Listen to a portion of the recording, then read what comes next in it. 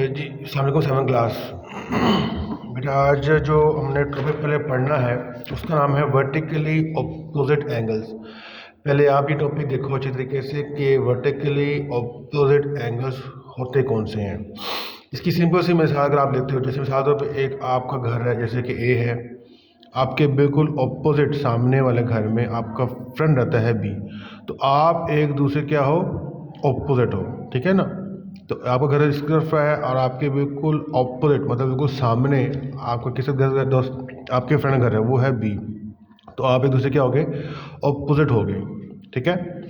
अच्छा, अब थोड़ा सा मैथ में क्या है यहाँ पे है वर्टिकली ऑपोजिट एंगल्स, तो कहता है a pair of angle is said to be vertically opposite if the angles are formed from two intersecting lines. If the angles are formed from two intersecting lines and the angles are non-adjacent, ठीक है, such angles are always equal in measurement as shown in figure। अब बेटा ये figure है, देखो आपके पास दो line है, एक ए बी लाइन आ गई और एक सी डी लाइन आ गई, वो दोनों ही इस ओ पॉइंट पे कर रही हैं, इंटरसेक्ट कर रही हैं, ठीक है। अब देखो ध्यान से बात देखना कि ये आपस में एंगल, जैसे देखो ना यहाँ पे एक सीधी लाइन स्ट्रेट लाइन आ रही है और यहाँ पे स्ट्रेट लाइन आ रही है, मतलब आपके पास एंगल जो है ना डी ओ बी और ए ओ सी, ये एक दूसरे के वर्टिकली ऑपोजिट आ रहे हैं। समझा रही बात की, एंगल ए ओ सी और एंगल बी ओ डी एक दूसरे के आगे वर्टिकली ऑपोजिट आ गए। Similarly angle A O D और एंगल बी ओ सी ये भी क्या आ गए, दूसरे के वर्टिकली ऑपोजिट आ गए हैं। समझ आ गई। ये बात ये कह रहा है कि seen that the two lines A B C D intersect each other at a point O four angles form मतलब बनाना, बने हैं, ये फॉर्म है बनना, फॉर्मेशन से बनना, ये फ्रॉम नहीं है, फॉर्म है। Four angle that is angle A O C, angle B O C, angle B O D और angle A O D. Here the angles AOD and BOC are called vertically opposite। AOD और BOC देखो बोलो, AOD और BOC are called vertically opposite angles। Similarly, the angles AOC and BOD are vertically opposite to each other। full stop। तो यहाँ तक आपने ये, इसकी डेफिनेशन तो नहीं है लेकिन ये एक टॉपिक है, ये आपको समझना पड़ेगा, ये इसको अच्छे से देख लो। यही हमने यहाँ पे आगे एक्सरसाइज 10.1 में क्वेश्चन 4 के अंदर अप्लाई करना है। तो आपके पास बेटा एंगल देखो जरा ए ओ डी और एंगल बी ओ सी जो है वो एक दूसरे के वर्टिकली ऑपोजिट, मतलब देखो ना दोनों बिल्कुल आमने सामने आ रहे हैं, ये एंगल और ये एंगल एक दूसरे के आगे आमने सामने आ गए। सिमिलरली ये नीचे से एंगल ए ओ सी है, ये ऊपर से एंगल आ रहा है बी ओ डी, ये भी दूसरे के आगे वर्टिकली ऑपोजिट आ गए। क्लियर बात। तो आज का देखो ज़रा सवाल, क्वेश्चन नंबर 4 है बेटा, in the figure given figure find all the remaining angles. अब आपके पास बेटा यहाँ पर है 60 डिग्री, यहाँ पर है 30 डिग्री, यहाँ पे एंगल 3 है, यहाँ 1 है और यहाँ पे 2 है, ठीक है। इसको कैसे सॉल्व करते हैं, मैं इसको थोड़ा सा ना पीसीस में करूँगा, पीसीस में करके ना इसको करूँगा सॉल्व। जैसे कि ये देखो मैंने स्ट्रेट लगा लिया ऐसे, यहाँ पे ये बन रहा है 60 डिग्री बन रहा है आपका, और यहाँ पर ये एंगल जा रहा है, यहाँ पे उसने दिया हुआ है 30 डिग्री दिया हुआ है, और ये एंगल यहाँ पे देखो उसने क्या कहा है, यहाँ पे 3 कहा है। तो पहले एंगल 3 फाइंड कर लेते हैं ना, अभी बाकी फिगर को छोड़ दो।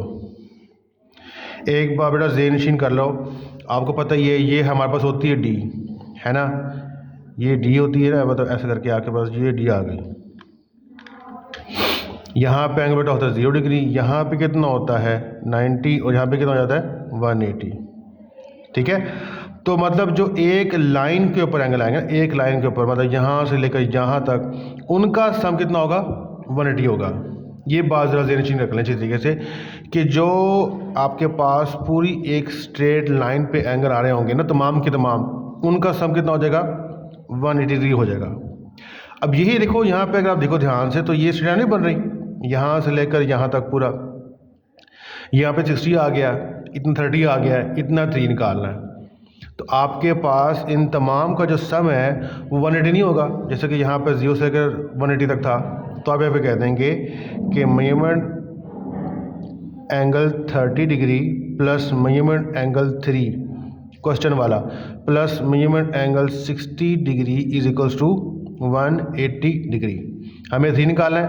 यहाँ पर ये 30 है और ये रहा 60, ये आपस में ऐड हो जाएंगे तो कितने हो जाएंगे। मेजरमेंट एंगल 3 को मैंने इधर लिख दिया plus measurement angle 30 degree plus measurement angle 60 degree is equals to 180 degree. अभी मैं रफ वर्क कर रहा हूँ, नीट नहीं कर रहा, अभी मैं करूँगा नीट दोबारा से। तो आपके पास 30/60 हो जाएंगे, आपके पास 90 डिग्री हो जाएंगे, इक्वल टू 180 डिग्री। हमें यहाँ पे एंगल 3 निकालना है। यहाँ पे एंगल बेटा हो रहा है प्लस, वहाँ जाके हो जाएगा माइनस। तो measurement angle 3 degree is equal to 80 degree minus 90 degree हो जाएगा और मेजरमेंट एंगल 3 बेटा आपके पास आ जाएगा 90 डिग्री आ जाएगा। क्लियर बात। ये एंगल आपके पास 3 आ गया, ये वाला एंगल कितना आएगा 90 डिग्री हो जाएगा हमारे पास। ठीक है। सिमिलरली अब ये जो नीचे वाला हिस्सा आ रहा है, ये वाला जिसमें एंगल 1 भी आ रहा है एंगल 2 भी आ रहा है, इसके लिए क्या करेंगे।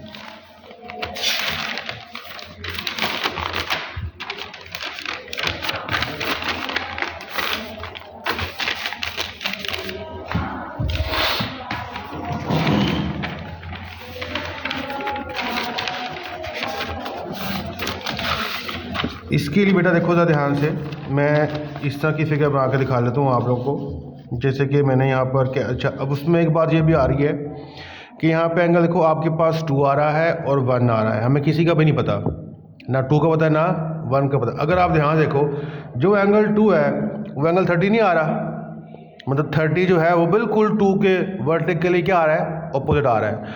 मतलब जितना 30 है उतना ही क्या आ रहा है 2 आ रहा है। आपके पास 2 लाइन आ गई स्ट्रेट, ये एक लाइन जा रही है और एक लाइन ये जा रही है। मतलब आपके पास एंगल ए से ये वाली कह लो बी कह लो और इसको कह लो सी से कह लो डी। ए बी लाइन और सी डी लाइन 2 लाइन होंगी जो कि इस ओ पॉइंट पर इंटरसेक्ट कर रही हैं और उनमें ये रहा 30 डिग्री और ये रहा 2 डिग्री। तो 2 एंगल जो है वो 30 के बिल्कुल क्या आ रहा है, वर्टिकली ऑपोजिट आ रहा है। तो ये हम कह देंगे यहाँ पर कि measurement angle A O C is vertically opposite to angle B O D.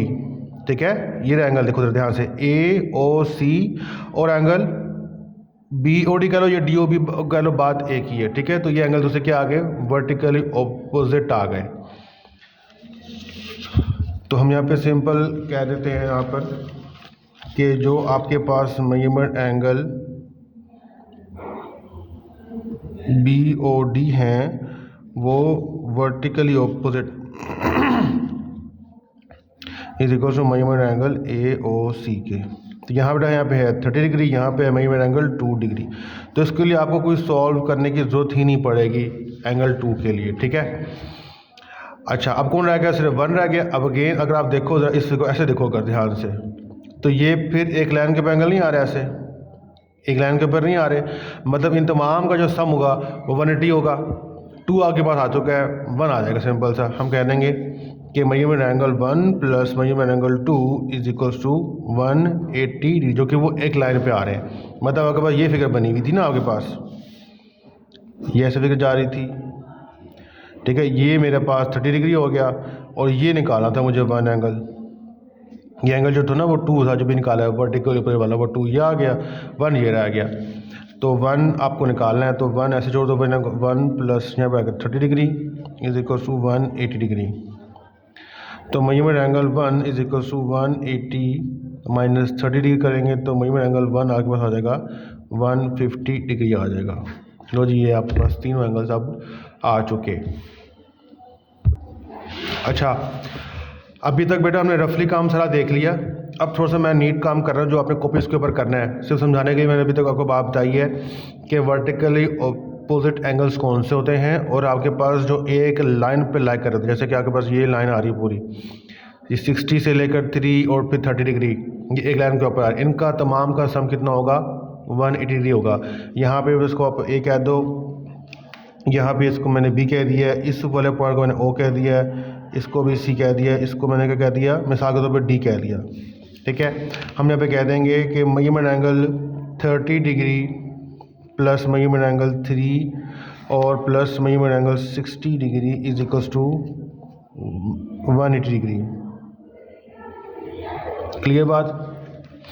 तो आपके पास क्या बनेगा, measurement angle 3 plus measurement angle 30 degree plus measurement angle 60 degree is equals to 180 degree आ जाएगा।